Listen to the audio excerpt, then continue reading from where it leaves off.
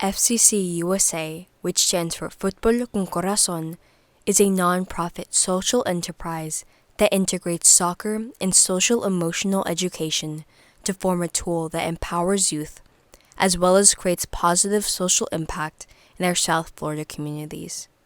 The executive director of FCC USA is Danielle Dubuc Wightman, who holds certifications as a leadership and strategies coach from both Harvard and Yale University. She has over a decade plus of experience being a social and emotional learning champion for youth. I was born here in Miami, Florida, lived here until I was like 8, 9 years old. Then I went to Colombia, studied a few years there, probably 7 years there, and came back and finished junior and senior year here in Miami, Florida. And then I studied here. I loved counseling, and then I went for education. I studied abroad a couple of years and really went into coaching strategies. I thought education was so dynamic, but I also wanted psychology. So I did my master's in neuropsychology.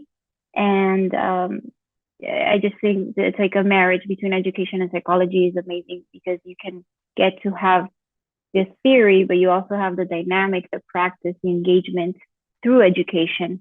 And so I've always been involved in education or nonprofit world. So FCC stands for Fútbol Con Corazón. And what we do is that we teach social emotional skills or equip and empower students with social emotional skills through the power of soccer. Soccer is just the modality that we use because soccer has an incredible strength or power or magic to bring people together. And so that's the platform where we uplift our students so that they can go, from trauma to triumph, from survival to success. And so this is where they can develop resiliency, self-worth, boundary setting, civic engagement. So we use that in this modality in different or methodology in different countries throughout the world. And we're right now operating in 7 different countries.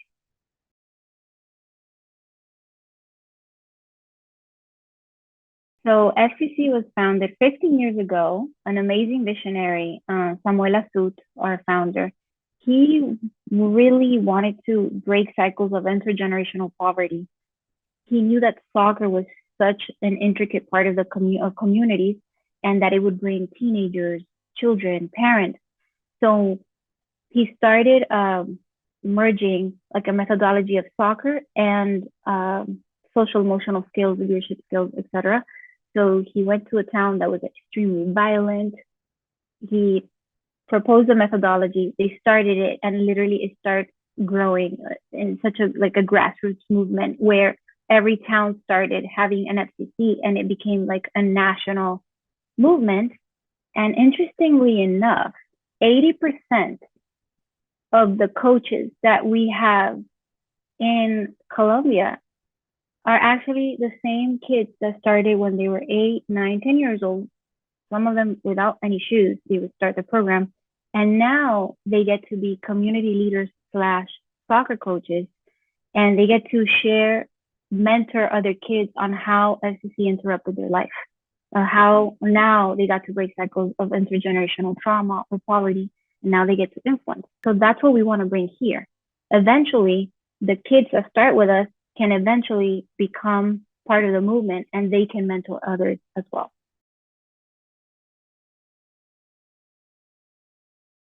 FCC operates in Miami-Dade County and Broward County, but our priority is to serve in places where sports tends to be more of a luxury and not a right. And we believe every child deserves dignity and a safe space to play, and it shouldn't be something so expensive. Soccer is one of the most cost-efficient sports, and so we want to make sure that it's affordable, accessible, and transformational for every child that wants to be in a program We are in Homestead, Little Havana, starting in Little Haiti. We're in different communities where many parents cannot maybe afford a soccer program, but we have soccer and social emotional. So we're also not a competitive program. We're not like an exclusive academy. We are an after school program, which is a holistic, integrative approach where any child can play. No one stays on the bench. So we're creating this movement to serve children and also involve parents to join. And actually, parents show up. They want to help out. They want to volunteer. It's an amazing engagement opportunity. Soccer brings everyone together.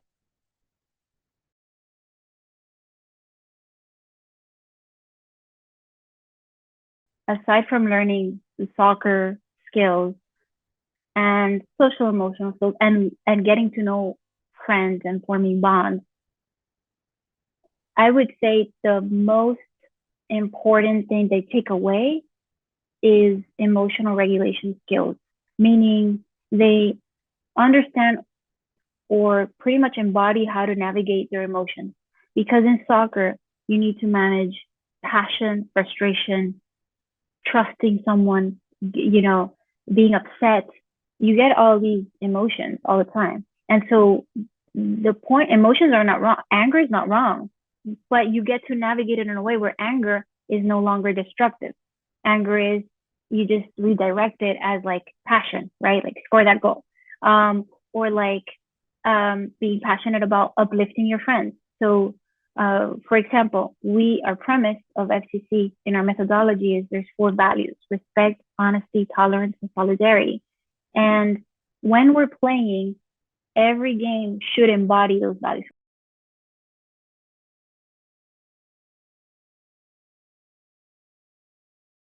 Our founder is in the business of forming people at the end of the day. And so we want to form other leaders or, capacity building. So, for example, one of the things that we are really working is in our partnership with Miami-Dade County Public Schools with their honors academic internship program. So we have 3 modalities in which we partner with MDCPS, and we're offering this to students, mostly juniors and seniors, so that they develop their leadership capacity. One is we provide internship opportunities for them, and at the end of the semester, we provide them with a stipend. Or they can do volunteer service for community hours. They can do that as well. Or they can be part of our youth entrepreneurship and leadership program. We provide them with the methodology, and they can get to work with us as assistant coaches. And they get paid well, $16 an hour. And it's a great way for them to form these skills, get to mentor other kids. So we want to grow this to have that each school can have this opportunity so that they can go and be in the after school realm and be able to influence elementary kids and middle school kids as well.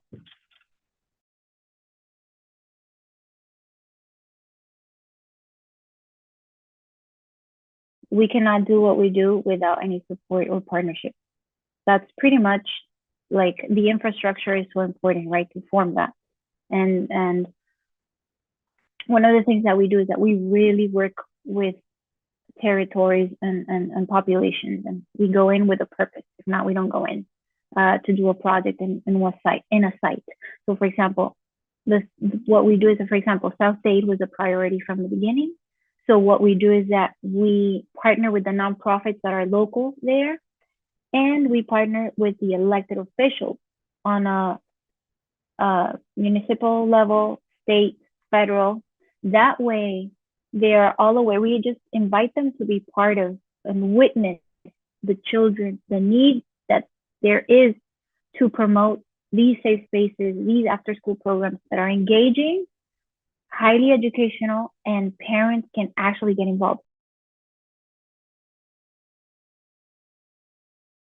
So one of our goals for 2026, because the World Cup is coming to the US and to Miami on 2026, one of the things that we want to do is make sure that we have programs available for every community there is in Miami-Dade that we can have a program, going on for the kids to be, able to have access. So we are working with different elected officials from different cities, Sweetwater, Hialeah, Little Haiti. We're working the different places where there's no, engaging programming with soccer. We're partnering up locally. And that's what we want to do, to be able to grow organically. And then by 2026, this could be a different environment where everyone has an experience to be able to play soccer. That it was not like the money factor that, hey, I wasn't able to be part of a soccer program or a soccer team. No, that everyone gets the opportunity to be part of it. It's like in the menu or on the menu.